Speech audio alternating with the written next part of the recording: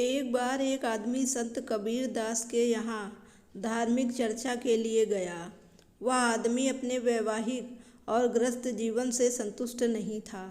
कबीर दास को प्रणाम करने के बाद उसने पूछा, भगवान, एक सुखपूर्वक वैवाहिक जीवन का मर्म या रहस्य क्या है? कबीर दास उस आदमी का बुझा हुआ चेहरा देखकर भाप गए कि उसकी अपनी पत्नी से बनती नहीं है। कबीर दास यह बोलकर कि अभी आकर तुम्हें समझाता हूँ, अपने कमरे के अंदर चले गए। कुछ समय बाद वे अपने कमरे से सूत लेकर आए और उस आदमी के आगे आराम से बैठकर सूत सुलझाने लगे।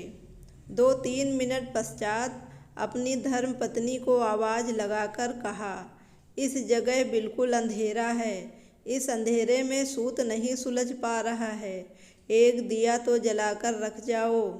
कबीर दास की पत्नी जल्द ही दिया जलाकर लाई और बिना कुछ बोले उनके पास रखकर चली गई।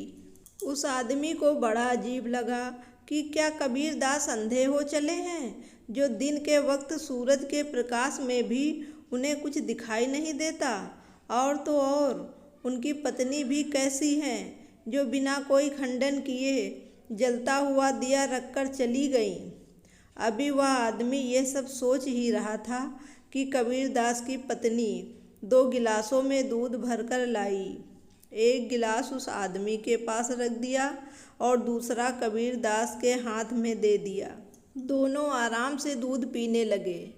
कुछ समय बाद कबीर दास की पत्नी पुनः आई और उनसे पूछने लगी, दूध में चीनी की मात्रा कम तो नहीं है? कबीर दास ने कहा, बिल्कुल नहीं, बहुत ज़्यादा मीठा है। उस आदमी को फिर अजीब लगा कि ये दूध तो बिल्कुल नमकीन है, गलती से मीठे की जगह नमक पड़ गया है। वह व्यक्ति क्रोध में खींचकर बोला, भगवान, मेरे सवाल का जवाब नहीं दे सकते तो मैं यहाँ से प्रस्थान करूँ? कबीर दास बोले, महाराज, इतने अच्छे से तो समझा दिया, और क्या समझना चाहते हो? विस्तृत रूप से जानना चाहते हो तो सुनो। किसी भी परिवार के लिए जरूरी है कि परिवार के सदस्यों को अपने अनुकूल बनाओ तथा खुद भी परिवार के लोगों के लिए अनुकूल बनो।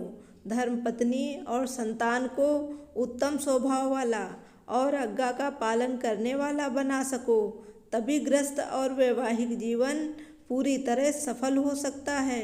वह आदमी कबीर दास की बात का मर्म समझ गया और शांति से अपने घर की ओर चल दिया। दोस्तों, सच ही है, अगर हम दूसरे के साथ अच्छा व्यवहार नहीं करते हैं तो हम उससे अच्छे व्यवहार की उम्मीद कैसे कर सकते हैं।